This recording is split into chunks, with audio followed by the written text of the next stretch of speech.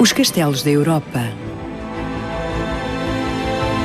No rastro da aristocracia europeia, vamos investigar o Val do Loire, em França, Baden-Württemberg, na Alemanha, o sul da Inglaterra, o Piemonte, em Itália, e os castelos à volta de Lisboa, em Portugal.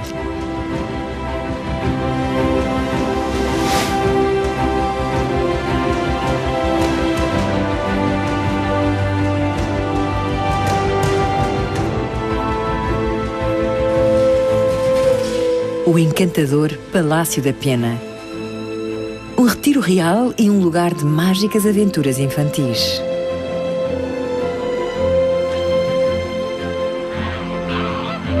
As Salinas do Tejo.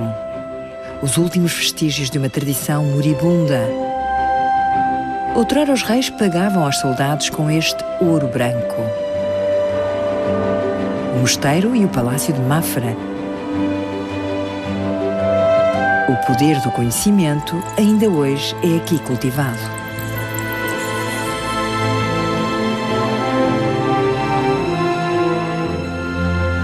A linha dos castelos da Extremadura vai do Palácio da Pena ao Castelo de Conde de Fadas da Serra de Sintra, passando pelo Palácio Conventual de Mafra, até ao Palácio de Queluz, perto de Lisboa. O olhar de pedra do Cristo Rei observa o coração da província costeira da Extremadura. Lisboa, a rainha do Tejo. Outrora sede da monarquia e capital de metade do globo. Os governantes deixavam as suas margens apenas em busca de climas mais frescos. Dirigiam-se para a Serra de Sintra, retiro de verão da realeza nos últimos 800 anos.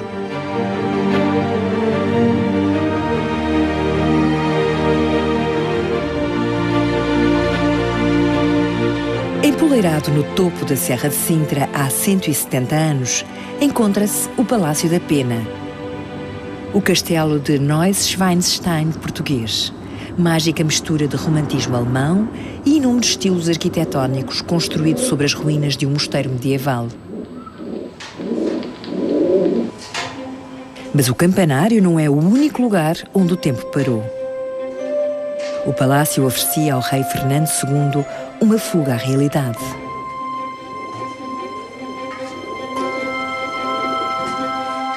Para o jovem Joaquim Diogo, era um recreio encantado e cheio de aventuras. Desde muito cedo, o filho do zelador do castelo explorou o palácio de Conde de Fadas, brincando nos claustros do antigo mosteiro. Fiquei muito curioso e queria todos os momentos ir ver cada sala por si, porque cada uma sala despertava curiosidade mais.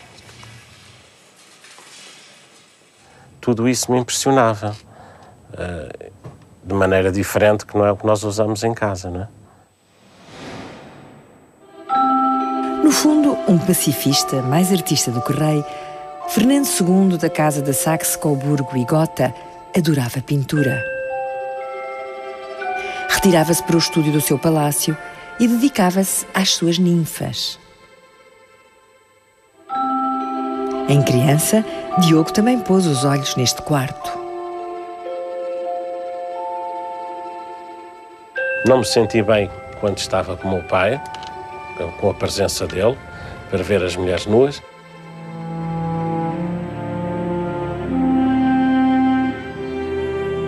Senti-me muito, muito envergonhado mesmo. Mas tive curiosidade em depois sozinho ir eu ver.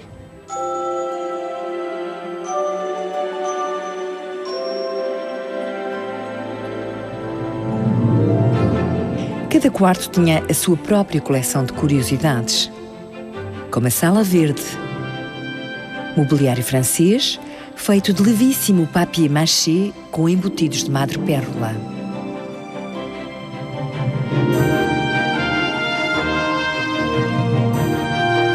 O pai contou-lhe os segredos do castelo e mostrou-lhe portas invisíveis escondidas nas paredes e complexas gavetas secretas na escrivaninha do rei.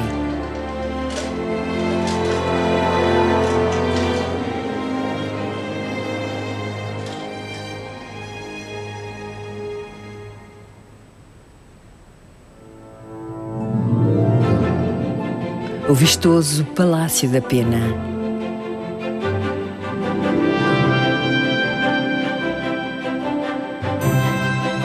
A atração turística de Sintra. Em pequeno, Joaquim aproveitou ao máximo as brincadeiras pelo palácio. Gostava muito de fazer as minhas partidas aos adultos e aos visitantes que passeavam por este palácio. Desde esconder-me atrás dos cortinados e pegar sustos, esconder-me debaixo das mesas. Tudo o que era de malandrice eu gostava muito de fazer e ainda hoje gosto.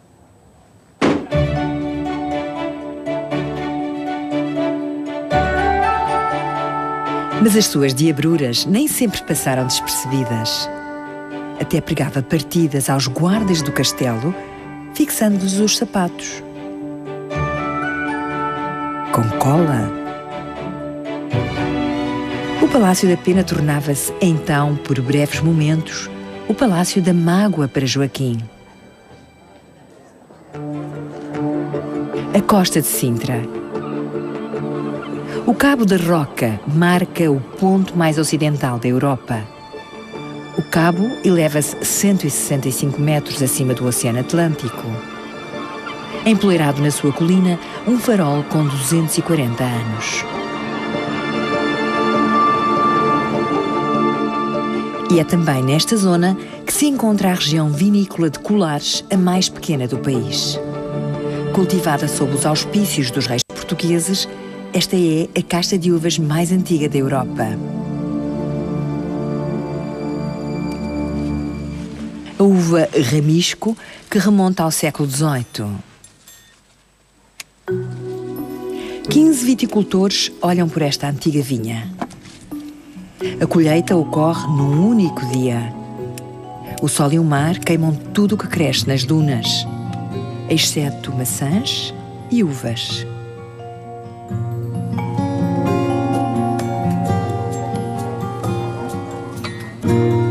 Há séculos que se protege da mesma forma esta uva rara.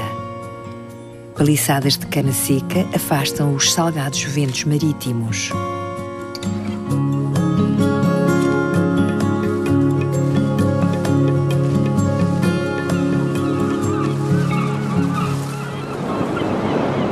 A natureza ajudou a proteger as uvas em 1865, o pior ano na história da produção vinícola. Uma epidemia de filoxera vinda da América assolou as vinhas da Europa. As dunas de Colares mantiveram a destruidora peste à distância.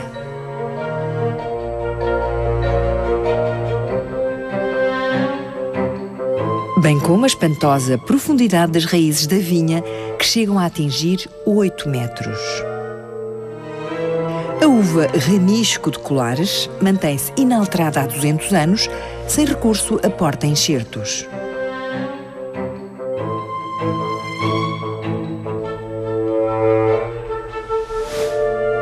Redescobertas e cultivadas por pai e filho da família Baeta.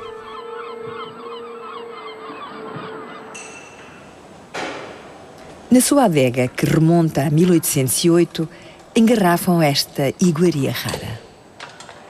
Herdarem este legado na fase avançada da vida ajudou-os a descobrir as alegrias do vinho.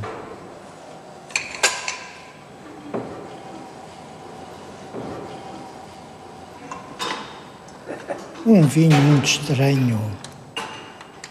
À primeira vista não gostei, mas depois de estar no copo durante algum tempo, voltei a provar e ele já me agradou mais.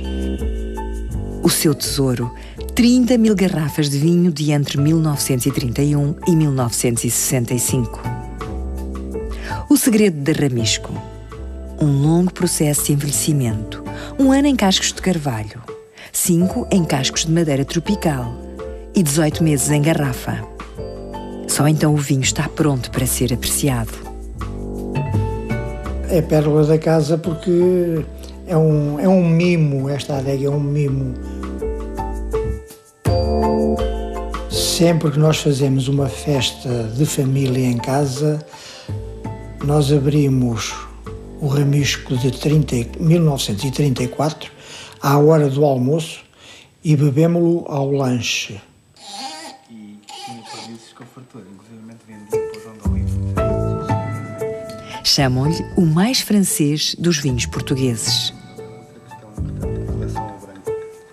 Consta que o rei chegava a importar as videiras. Depressa se tornou parte da vida da corte em todo o mundo, sendo vendido ao Brasil, à África e à Índia. Hoje este vinho raro é um luxo, apenas conhecido pelos verdadeiros especialistas.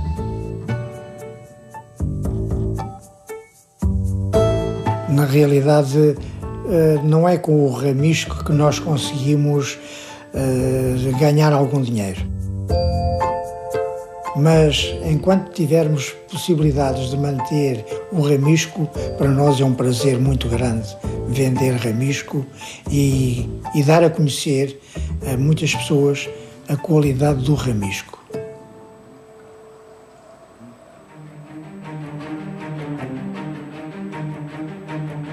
Um pouco mais para o interior.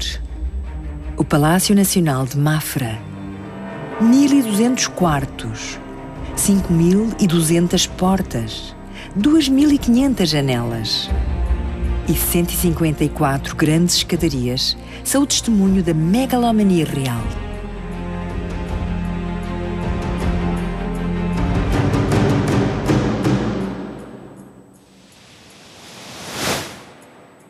Dom João V não se poupou a despesas no Palácio Conventual. Os monges convenceram-no a construir o complexo, prometendo-lhe o herdeiro ao trono que tanto desejava. Pediram apenas, em troca, a construção de um mosteiro.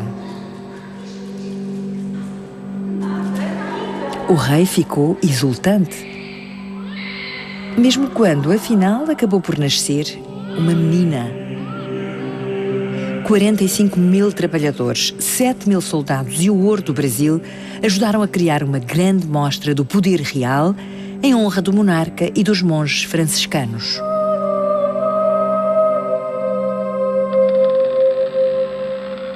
O que fora concebido como convento para 13 frades capuchinhos transformou-se num mosteiro para 330 monges, com um tesouro de conhecimento hoje a cargo de Teresa Amaral.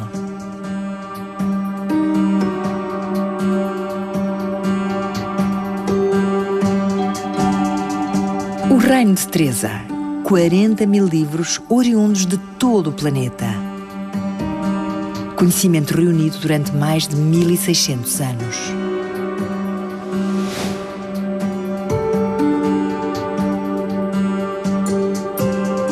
E sempre tive como objetivo de vida vir trabalhar para esta biblioteca. Portanto, acabei por realizar esse mesmo sonho. Leio durante todo o dia nesta biblioteca e em casa continuo a ler à noite. Tenho sempre muitos livros na mesa de cabeceira.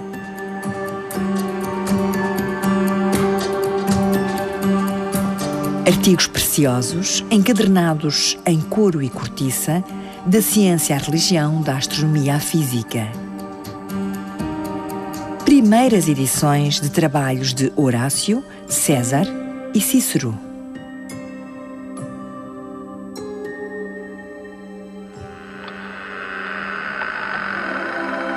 Teresa Amaral gosta de um livro em particular.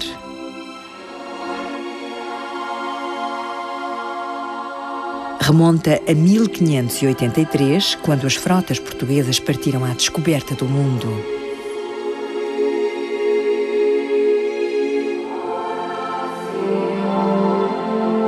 Os seus monstros marinhos e criaturas mágicas mostram um universo mítico e desconhecido. O Atlas de Abraão Ortelius.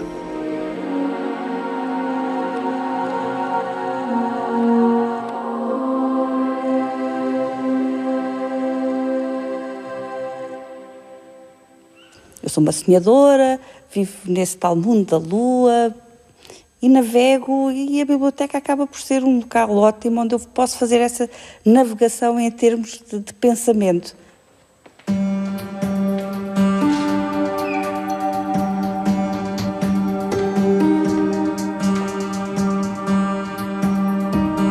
Água e pincel bastam para remover o constante pó. As prateleiras de madeira regulam os níveis de umidade. De 2 em 2 meses, com apenas um ligeiro sopro e um movimento de mãos, Teresa dá nova vida a estas relíquias. Um livro, um amigo, algo que me pode acompanhar nos momentos alegres, outros nos momentos mais tristes. É sempre algo que eu protejo porque é realmente um amigo.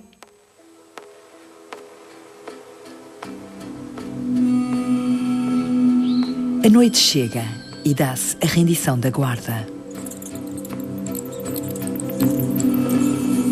Há séculos que os morcegos penetram pelas janelas.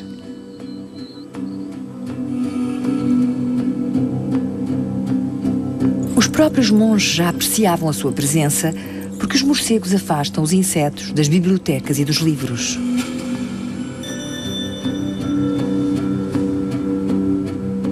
Não tenho problemas de coexistir com os morcegos. Eles desenvolvem o papel deles.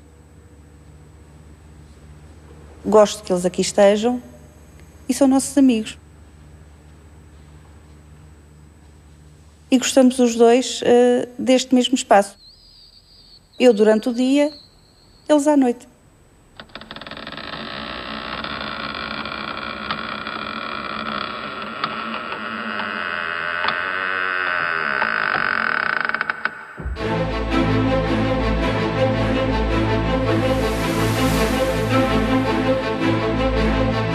A Basílica de Mafra. As suas 2 torres acolhem 104 sinos de bronze fundido em Antuérpia. A maior coleção de carrilhões do mundo em ambas as torres. Um para os minutos, outro para as horas.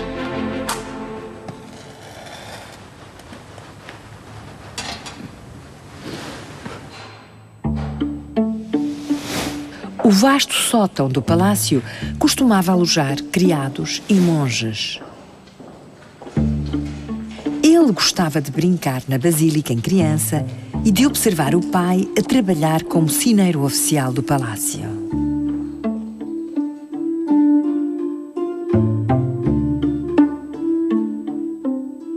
Francisco Gato, comandante de aviões e ele próprio um dedicado carrilhonista. Uma paixão que durante muito tempo lhe pareceu um sonho intangível. O meu pai não deixava de qualquer carrilhão. Eu sentava-me ao lado dele naquele banco, não é? E quando eu ia lá tentar para mexer nas teclas, dava-me uma sapatada com a mão para não deixar de qualquer, porque é natural. Ouvia-se cá fora, não é? Na sala dos donatos, onde antigamente lacaios olhavam pelos sinos e relógios, ainda hoje se encontra o órgão do seu pai, descartado e deixado ao abandono. Outrora estava ligado aos sinos por cabos e alavancas. Música para marcar os minutos fazia-se então ouvir a partir da Torre Norte.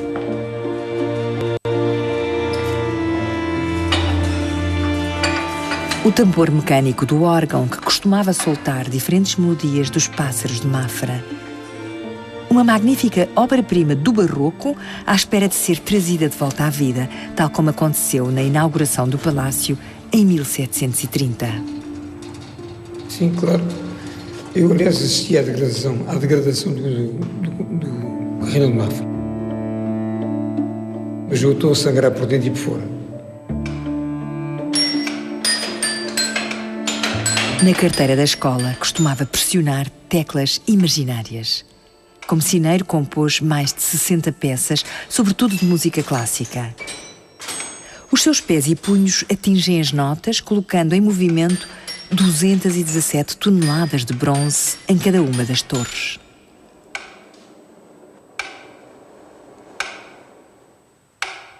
Eu, com todo o carrinho lá em cima, na torre, esquece-me tudo. Se eu, por exemplo, estou doente, deixo de estar doente, porque todo o carrinho de Mafra e acabou.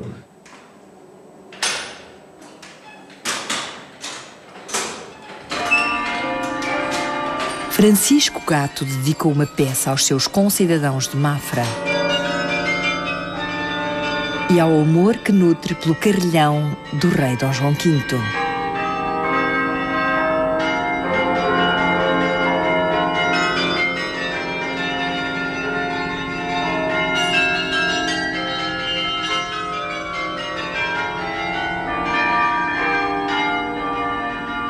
Mas tocar carrilhão tem os seus perigos. Durante séculos, sinos mal fundidos e sons dissonantes levaram sineiros torturados a saltar literalmente para a morte. Se atiraram da torre abaixo. Este é o contrário.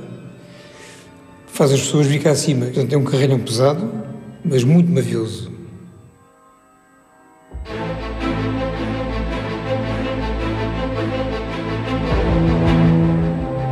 O Porto do Restelo, em Lisboa.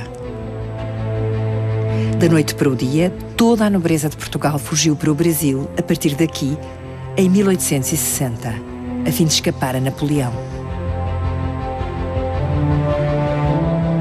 Visível a milhas, o Cristo Rei. Desde 1959 que guarda Lisboa.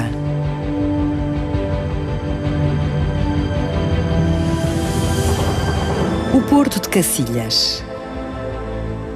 Fundeado em doca seca está o derradeiro orgulho de um rei pacifista. A fragata Dom Fernando II e Glória. O último grande vaso de guerra português.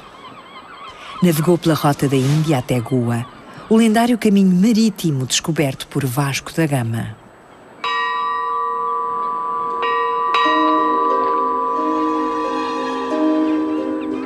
Construído com teca num estaleiro de Damão, antiga colónia portuguesa na Índia.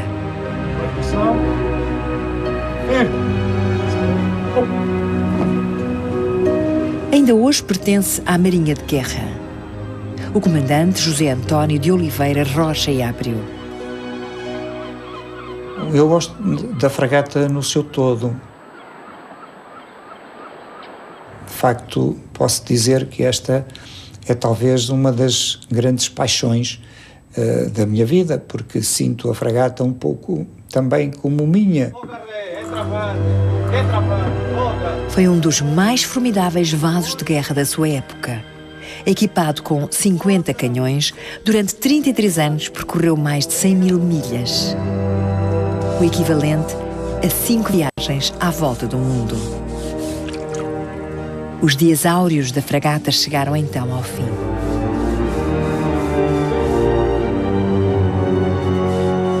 Em 1963, o incêndio selou o seu destino. Durante décadas, os seus destroços definharam no Rio Tejo, até que se decidiu restaurá-lo e devolvê-lo à sua velha glória.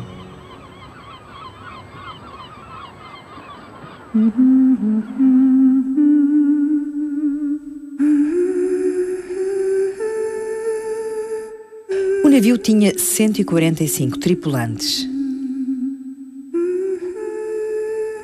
Podia acomodar até 600 passageiros. E a viagem de Lisboa a Goa durava 3 meses sem escalas.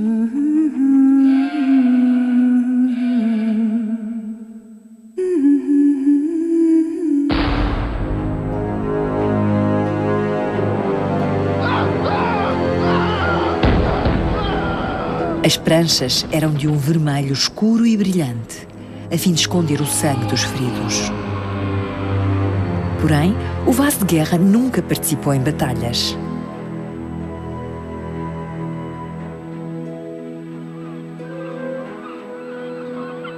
A fragata também integra a biografia do comandante Rocha e Abreu.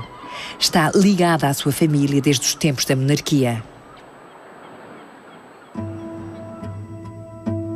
Os documentos e o anel de brasão do avô, adornado com as cores reais, moldaram a sua forma de encarar a vida.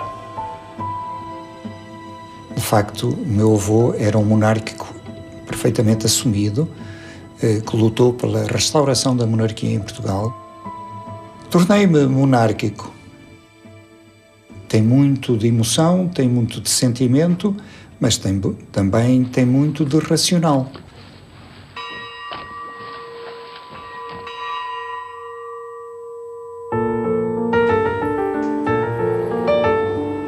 A glória da última fragata real. Uma história que José António adora contar aos jovens e aos menos jovens. O seu navio nunca mais há de navegar, mas isso não lhe faz esmorecer a alegria, desde que possa continuar a prestar serviço na fragata real. Sem dúvida que tenho muito orgulho. Por vezes as pessoas ficam muito saturadas por permanecerem muito tempo no sítio onde se encontram. Neste caso, não.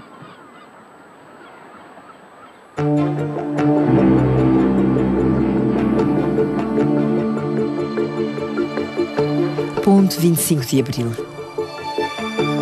Estende-se por 3.200 metros sobre o Tejo. Aqueduto das Águas Livres. Sobreviveu ileso ao terremoto de Lisboa em 1755. Tal como o Palácio dos Marqueses de Fronteira, construído ao estilo do Renascimento português. Aqui mora o 11º Marquês de Fronteira. Na Sala das Batalhas, azulejos representam os conflitos entre Portugal e a Espanha. Uma obra-prima poética impera no jardim. Um frondoso labirinto de estátuas alegóricas e extravagantes painéis de azulejos. Os azulejos são como espelhos, representando mulheres entre grupos de homens em lazer. Bem como mulheres mascaradas no jogo. No início, um pavilhão de caça. Depois, palácio de recreio. A casa e o jardim têm sido a principal residência da família desde o grande terremoto. Eu sou pouco frequentador do jardim e cada vez tenho mais dificuldade de mobilidade, menos mobilidade, e portanto já há anos que não vou até ao jardim.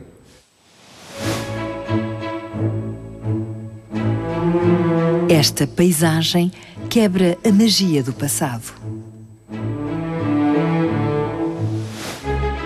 Durante 300 anos, esta joia situou-se às portas da cidade. Agora, a capital aproxima-se cada vez mais, ameaçando este paraíso tranquilo. Aqui o tempo é que manda. Os seus ciclos determinam a aparência do jardim e a sua pátina. As estátuas racham-se e desmoronam-se, enquanto a natureza segue o seu curso. O novo está adaptado para se misturar com o antigo. Como estas colunas cobertas de coloridos líquenes, são até cultivados com recurso a iogurte e água açucarada.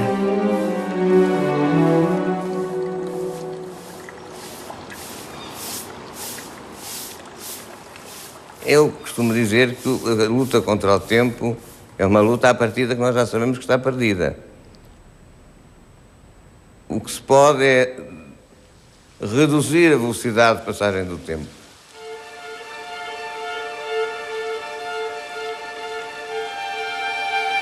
Na Casa do Fresco, outro segredo incrustado entre conchas e vidro. Um resplandecente serviço de porcelana, usado pelo próprio rei para marcar a inauguração do palácio e a secular lealdade desta família à coroa.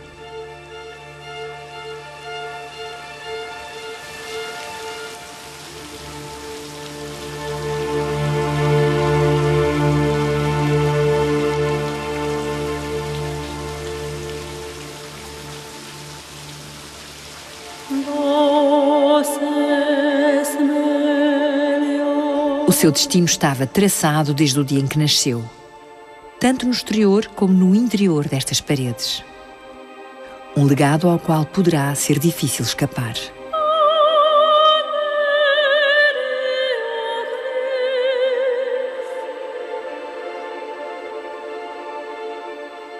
Eu sentia o peso dessa tradição e do que essa tradição pedia. Sei que sou prisioneiro disso, de alguma maneira, mas não sinto isso como uma prisão, porque assumi isso e com isso passou a fazer parte da minha vida.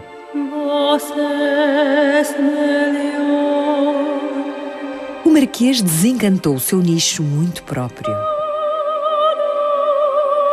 Uma atividade que também honra a memória de sua mãe. O amor pelas joias, paixão partilhada por ambos.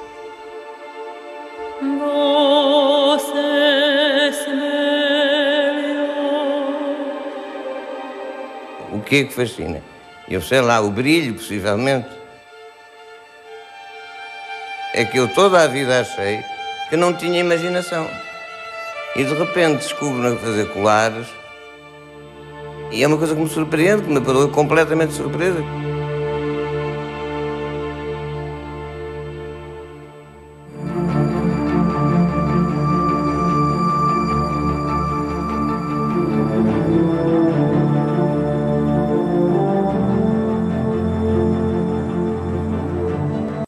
Ponte Vasco da Gama. A ponte mais comprida da Europa estende-se por 17 quilómetros através do delta do Tejo.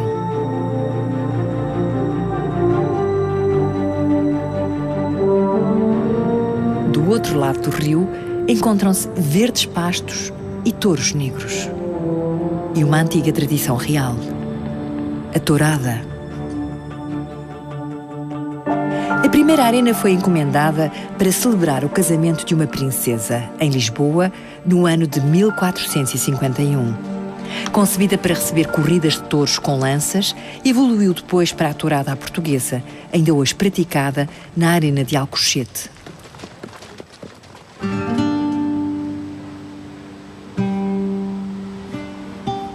Sónia Matias é a primeira cavaleira tauromáquica de Portugal. Eu, desde muito pequenina, tudo me apaixonou. O touro, o cavalo, os trajes, a música, o público. Foi um leque de coisas que me fez apaixonar por esta profissão.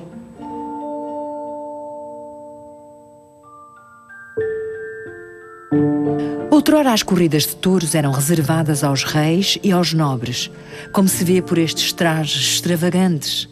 Casacas de veludo e seda, debruadas a ouro, com tricórnio emplumado a fazer lembrar o estilo de Luís XV.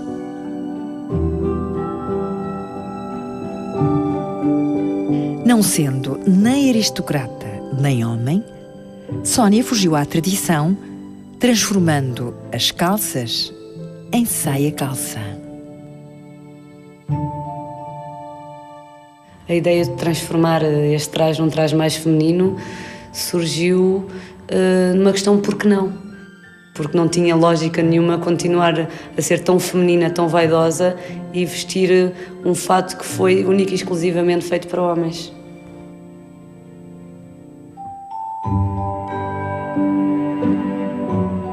Sónia Matias estabeleceu-se firmemente no mundo masculino das touradas. Para muitas mulheres em Portugal, simboliza o facto de que tudo lhes é possível.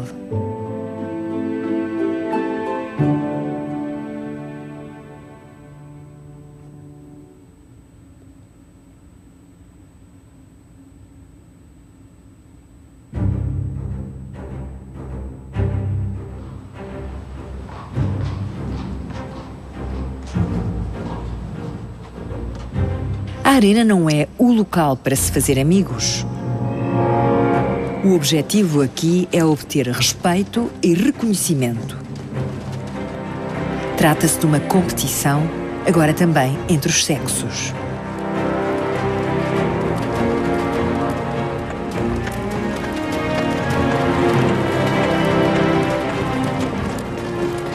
Inicialmente não me viram de muito agrado, não só pelo facto de acharem que eu poderia tornar uma competição que os desfavorecia pelo facto de ser mulher, e realmente aconteceu muitas vezes as coisas correrem melhor a mim inicialmente e eles ficavam muito aborrecidos por esse fator.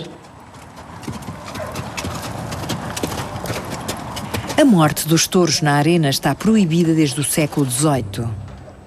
A batalha a cavalo, nesta praça arenosa, não é uma prova de força. Propõe-se demonstrar elegância, habilidade e coragem.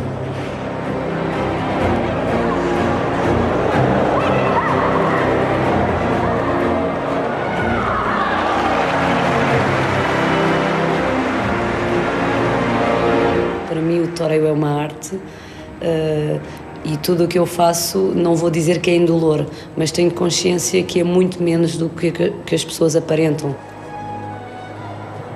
Por isso não vou dizer que tenho pena, tenho um grande respeito, sim, um grande respeito e admiração.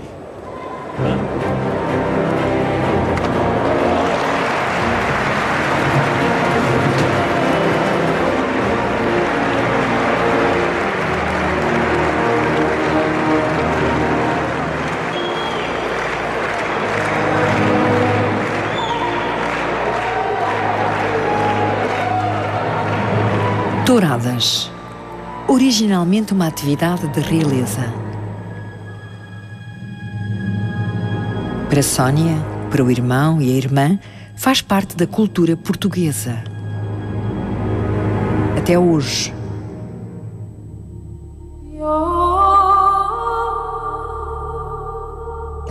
A vila de Alcochete. Uma estátua homenageia os homens das salinas próximas.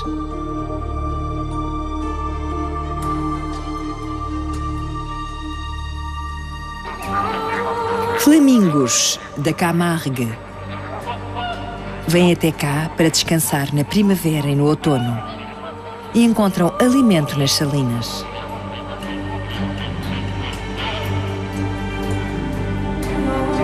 As bacias de sal refletem um vermelho enferrujado, reabastecido há séculos pelas águas do delta do Tejo.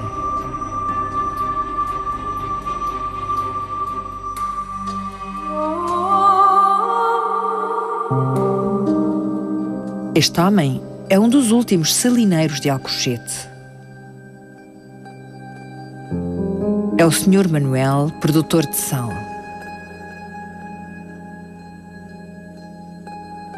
Acho tudo diferente. Eu, desde que chego à salina, parece que a minha vida é outra. Com o sal, tenho que ter paciência, nem sempre é a mesma coisa. Um dia uma coisa, outro dia outra. E com o esposo também tem que haver um bocadinho de paciência para eles não se aturar a nós e nós a ela.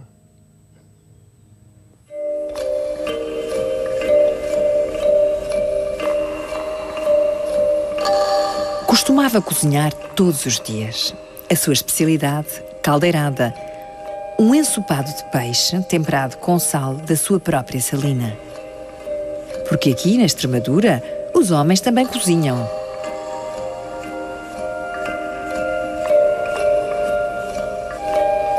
Os governantes de Portugal também beneficiaram com o valor deste sal. Usavam a receita para pagar a mercenários holandeses na defesa contra a Espanha.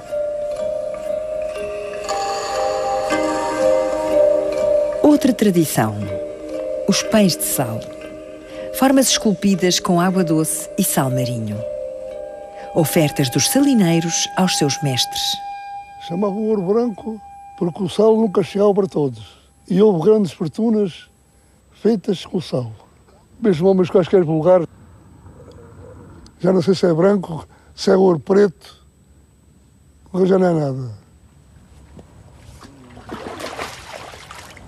O sal de Alcochete foi outrora uma mercadoria muito cobiçada no país e no exterior.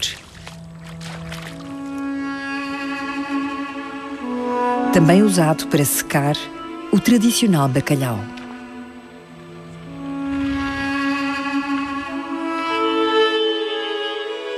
No fim do verão, cobertas de sal puro, as bacias formam um mar branco e brilhante. As planícies de sal seco só são enchidas com água do mar se previr chuva, para evitar que o sal se dissolva.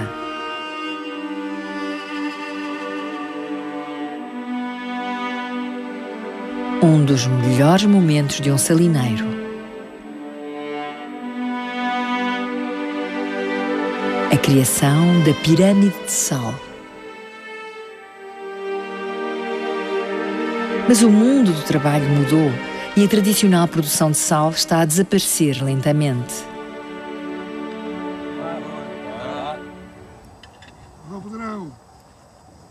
Estou muito triste, porque estava habituado a andar nesta vida com muita gente e hoje não. Ninguém quer mesmo esta vida. Não ser algum como eu, já muito antigo, e que esteja como eu estou, não se encontra mais ninguém. O Sr. Manuel sabe que será necessário um milagre. Caso contrário, os campos de sal passarão a fazer parte do passado.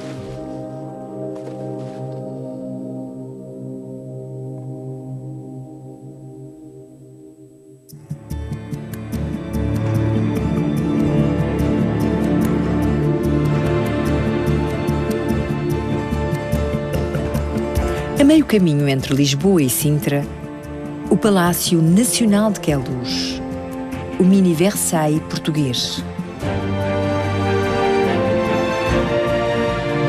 Usado como retiro de verão, era uma residência secundária para a família real.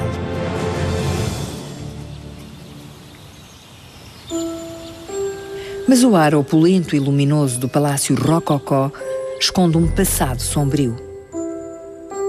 Gritos desesperados chegaram a ecoar nestas salas majestosas vindos de Dona Maria I, a primeira rainha reinante de Portugal.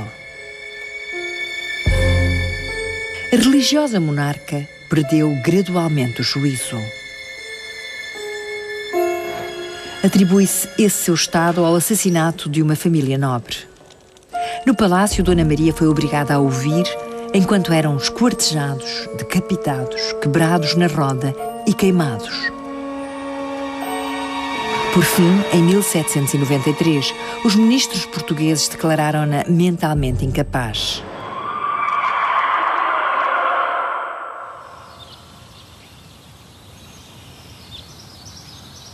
O seu filho, Dom João VI, tornou-se príncipe regente.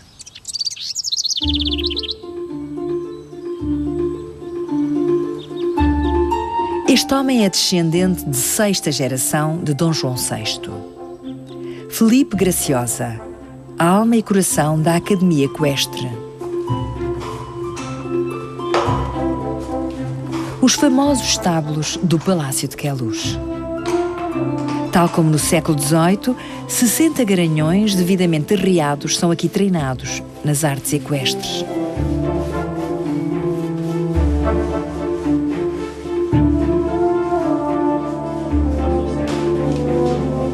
Estes 15 cavaleiros, todos voluntários, passam aqui 3 horas diárias, apenas guiados pelo seu imenso amor à equitação.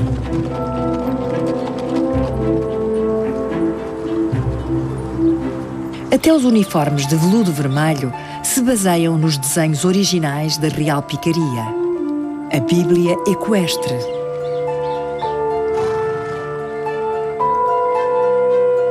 Eu mantenho não é só por ser da nobreza, primeiro porque gosto deste tipo de cavalo e deste tipo de equitação. E depois porque os cavalos são uma raça nossa e por acaso são uma raça real, porque eram os cavalos da família real. O Alter Real existe há mais de 260 anos. É uma raça lusitana, temperamental e habilidosa. Mesmo os exercícios básicos são realizados em traje de gala. É um privilégio pertencer à Escola Portuguesa de Arte Equestre e um motivo de grande orgulho. Eu penso que, no meu caso, um é de ser português, o outro é de montar um cavalo de raça lusitana. Temos selas portuguesas, temos uma arte portuguesa. Eu penso que, em relação à escola, é a nossa casa, é o nosso cartão de visita. Bem como a quadrilha, um bailado efetuado por cavalos e cavaleiros.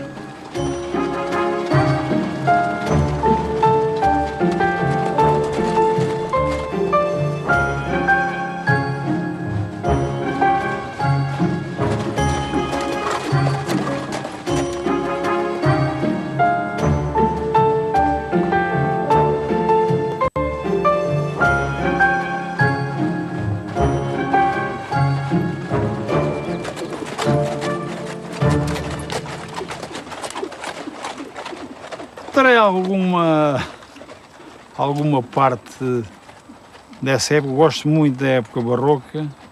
É que, repara, nós aqui não andamos mascarados. A senhora chega aqui e tem a sensação que eu ando vestido normalmente.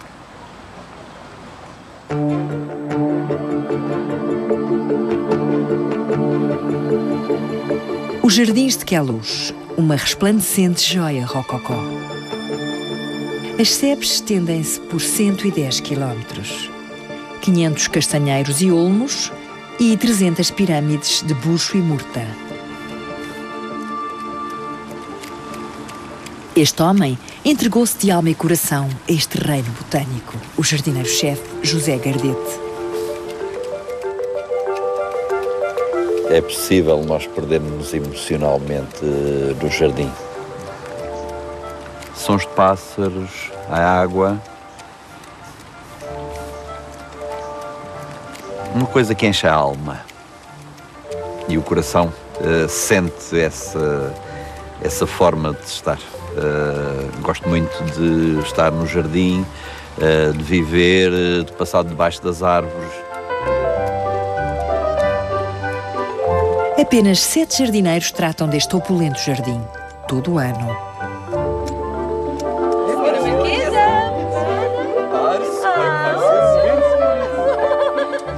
Este terreno foi outrora o recreio da corte. O jardim foi delineado com uma extensão natural do palácio, com sebes organizadas, esferas geométricas e pirâmides. Servia de contrapartida à rotina governamental e ao protocolo da corte.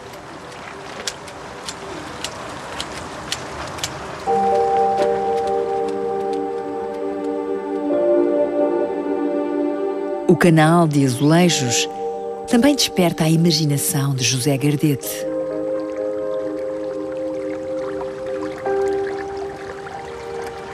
Quando os portões de ferro se fechavam, enchia-se de água. Paredes interiores revestidas a azulejos decorados mostram a paixão portuguesa pela exploração e pelo divertimento.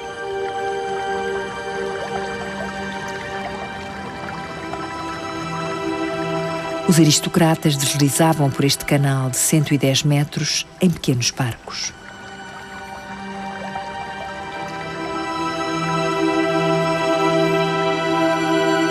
À noite, archotes em forma de cornucópia dourada iluminavam o canal.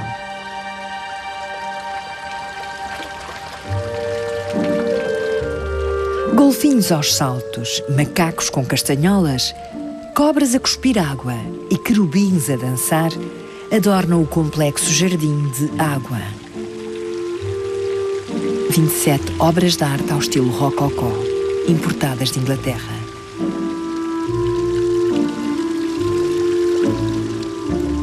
Sim, fazem sonhar.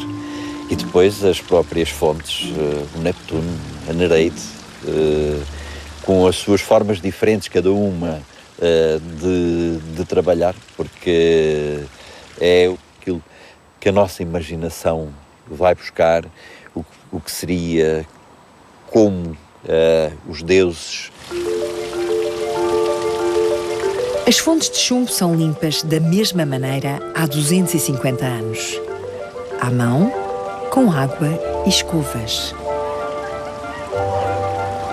A mais sumptuosa de todas não é exceção.